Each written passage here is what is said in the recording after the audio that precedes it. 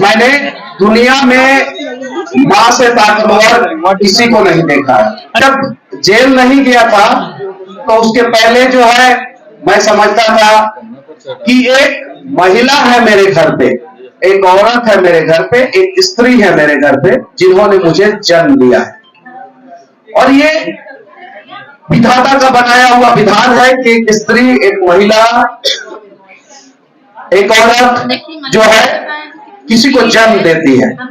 लेकिन जब मैं जेल में गया और 9 महीना जेल में रहने के बाद जब मैं वहां से निकला तो मुझे पता था कि मेरे घर में कोई स्त्री नहीं थी, कोई महिला नहीं थी, कोई औरत नहीं थी, वो मेरी माँ थी। मुझे पता चला कि उस माँ से ताकतवर कोई नहीं है। जैसे कि मेरा और पप्पू यादव जी का विचारधारा की लड़ाई है, उनका विचारधारा थोड़ा अलग है, मेरा विचारधारा अलग है। बाकी मकसद दोनों का एक ही है कि किसी भी हाल में लोगों का मदद होना चाहिए, बिहार का मदद होना चाहिए।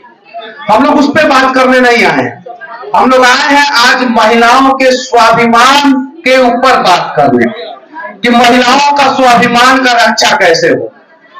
जब तक हम महिला, औरत और स्त्री के नाम से इन लोगों को संबोधित करेंगे तब तक इन लोगों के स्वाभिमान की रक्षा नहीं होगी। जिस दिन हम लोग समझ लेंगे कि हमारे घर में, हमारे गांव में, हमारे समाज में, हमारे राज्य में, हमारे देश में एक बेटी है, एक बहन है, एक मां है, जिस दिन ये नजरिया हमारा बदल जाएगा उस दिन हमारे देश में सारी की सारी महिलाएं जो है वो सुरक्षित हो जाएगी।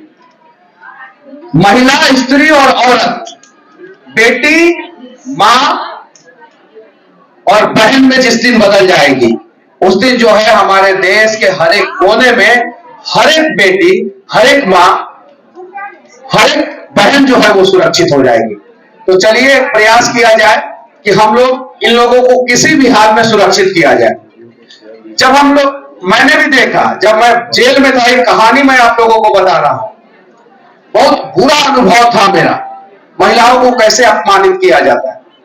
जब जेल की गाड़ी में 55, 60, 65, 70 लोगों को भर के लाया जाता था और हाजत में प्रोड्यूस किया जाता था, और हाजत जो कोर्ट रूम कहा जाता है वहां से फिर जेल लेके जाया जाता था, तो उसमें से 10-15 लोग इतने गंदे होते थे, सभी लोग नहीं, जेल में बंद हर एक व्यक्ति गलत नहीं है, उसमें से 75% लोग निर्दोष हैं, 75%। लेकिन उसमें से 10-15 इतने गंदे होते थे, इतने गंदे कि पूरा रास्ता भर महिलाओं को गाली देते जाते थे, बहनों को गाली देते जाते थे, पूरा रास्ता भर बेटियों को गाली देते जाते थे। एक बार मनु महाराज जी ने गाड़ी को रोकवा के जो है उन लोगों का बढ़िया से व्यवस्था किया था, थाना में लगा के बढ़िया से व्यवस्था किया था। अब जरा सोचिए कि जिसको मतलब कि कोर्ट ने जेल के अंदर डाला है, वो जेल के अंदर है, उसके बावजूद जो है उसको नहीं पता है कि महिलाओं को कैसे सम्मानित किया जाए, कैसे सम्मान दिया जाए। वो तो जेल की बात हो गई जो मैंने देखा, मुझे बहुत बुरा लगा, जबकि उसको रोकना चाहिए। अगर मैं रोकूं तो फिर से कल कंट्रोवर्सी होगा और लोग कहेंगे कि मनीष कश्यप को जेल डाल दिया जाए। अगर आपको रियलाइज करना है तो कोर्ट से जो गाड़ी निकलता है गांधी मैदान तक आता है, आप लोग साइड में खड़े हो जाइएगा, देखिएगा कितने गंदे गंदे गाली देते हैं कुछ लोग, वो अलग चीज है। दिल्ली की बात हुई, उत्तर प्रदेश की बात हुई, बिहार की बात हुई, पूरे देश की बात हुई, हम लोग कहां खड़े हैं, हम लोग क्यों नहीं सम्मान देते हैं। जैसे उन्होंने कहा मजहब और धर्म की वजह से जो है महिलाओं को सम्मान नहीं मिल रहा है, नहीं, ऐसा नहीं। हमारे धर्म में महिलाओं को देवी की संज्ञा दी गई है, दी गई है कि नहीं है। तो हमारे बीच में जो महिलाएं हैं वो देवी के रूप में है, तो देवी की पूजा होनी चाहिए या देवी के ऊपर जो है उल्टा सीधा कमेंट होना चाहिए। फेसबुक पे भी जाके हम लोग बहुत गंदा गंदा लिख लेते हैं, फेसबुक पे भी जाके, इंस्टाग्राम पे भी जाके, बहुत सारे जगहों पे। जब एक लड़का इंस्टाग्राम पे रील बनाता है तो उसके ऊपर कोई पाबंदी नहीं लगाई जाती है। एक लड़की जब रील बनाती है, एक महिला जो रील बनाती है, तो उसके ऊपर तरह तरह के कमेंट किए जाते हैं, ये गलत है। लेकिन महिलाओं से भी मैं कहना चाहता हूं, आप अपनी संस्कृति और सभ्यता का ख्याल रखते हुए इंस्टाग्राम पे रील बनाए या इंस्टाग्राम का CEO बन जाए, आपको रिस्पेक्ट मिलेगा। लेकिन जहां आप अपनी संस्कृति और सभ्यता का ख्याल नहीं रखिएगा वहां रिस्पेक्ट नहीं मिलेगा। मैं बहुत कड़वा बोलता हूं, इस मन से बोल रहा हूं। कुछ लोग बोलता है कि कपड़ा पहनने की आजादी है, हम छोटा पहने या बड़ा पहने, तुम कमेंट करने वाले कौन होते हो? नहीं, गलत। आप समाज के खिलाफ कपड़ा नहीं पहन सकती है, आप ऐसा कपड़ा नहीं पहन सकती है जिससे जो है समाज में गंदा मैसेज जाए। आप अगर महिला है, औरत है, स्त्री है, तो आपको जो करना है करें, लेकिन अगर आपको बहन बनना है, बेटी बनना है, मां बनना है, तो संस्कृति और सभ्यता का ख्याल रखना होगा किसी भी हाल में। तो क्या आप लोग इसके लिए तैयार हैं? अच्छा, एक और चीज मैं कहना चाहता हूं, इस देश में बहुत सारी महिला आयोग है कि नहीं है? महिला विकास मंच भी है। पुरुष विकास मंच कब बनेगा? नहीं, पुरुष विकास मंच कब बनेगा? पुरुषों का आयोग कब बनेगा? इस मंच से मैं कहना चाहता हूं, महिलाओं के साथ अत्याचार नहीं होना चाहिए, हमें वहां पे खड़ा होना चाहिए। लेकिन दहेज उत्पीड़न के झूठे केस में ऐसे लाखों लोग हमारे देश के जेल में बंद हैं जिन्होंने गलती नहीं किया, उसके बावजूद जो है वो सलाखों के पीछे। उनका बात कौन करेगा? उनका बात कौन करेगा?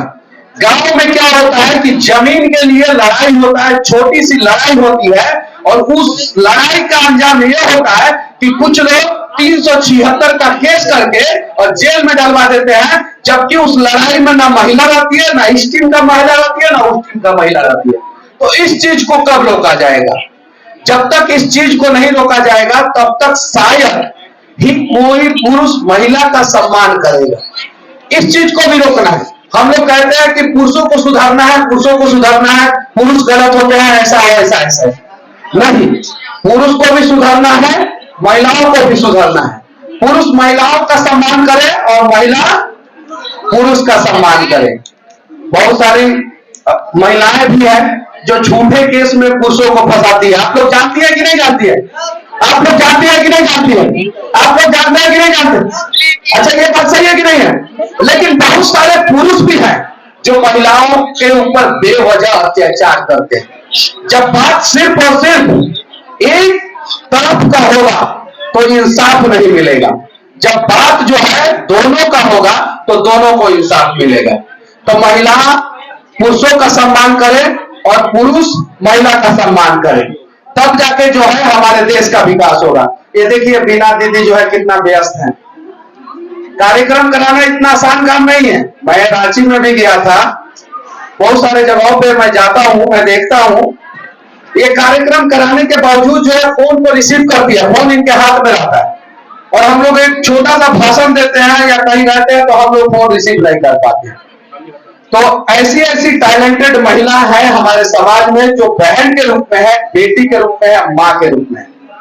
तो हम सभी प्रण लें कि आज के बाद से हम किसी भी महिला को देखेंगे तो बहन के रूप में देखेंगे, बेटी के रूप में देखेंगे, मां के रूप में देखेंगे। हम ब्याह करने वाले नहीं है, तो हमारा ये नजरिया है। और जो करने वाला है वो जिससे उसकी शादी हुई है उसको बीवी के रूप में भी देख सकता है, ये कोई गुनाह नहीं है। जिससे उसकी शादी हुई है, पड़ोस वाली को नहीं देखना है। अब भैया बोल रही हैं तो दीदी है, आप दीदी है, मेरी तो लाखों बहनें हैं, करोड़ों बहनें हैं, लेकिन बीवी बनने के लिए कोई तैयार नहीं है। अब बताइए, जिसके ऊपर 18 केस है उसका ससुर कौन बनेगा?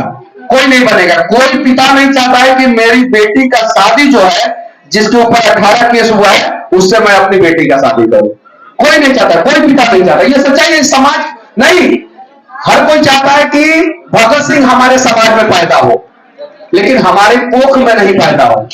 जब यहाँ की मां जो है भगत सिंह को कोख देना बंद कर देंगी तो हमारे समाज में भगत सिंह नहीं पैदा। आप लोग भी तैयार रहिए, एक बड़ी लड़ाई लड़नी है बिहार के लिए, बिहार के स्वाभिमान के लिए। हालांकि दूसरे राज्य से भी लोग, बहुत सारी महिलाएं आई हैं, मैं माफी चाहता हूं। आप लोगों का भी राज्य खूब तरक्की करे, खूब आगे जाए। मैं तो जहां भी जाता हूं वहां बिहार की बात करता हूं। क्यों? क्योंकि देश के किसी भी कोने से अगर बिहार का तुलना किया जाए तो आज वर्तमान समय में बिहार 40 साल पीछे है।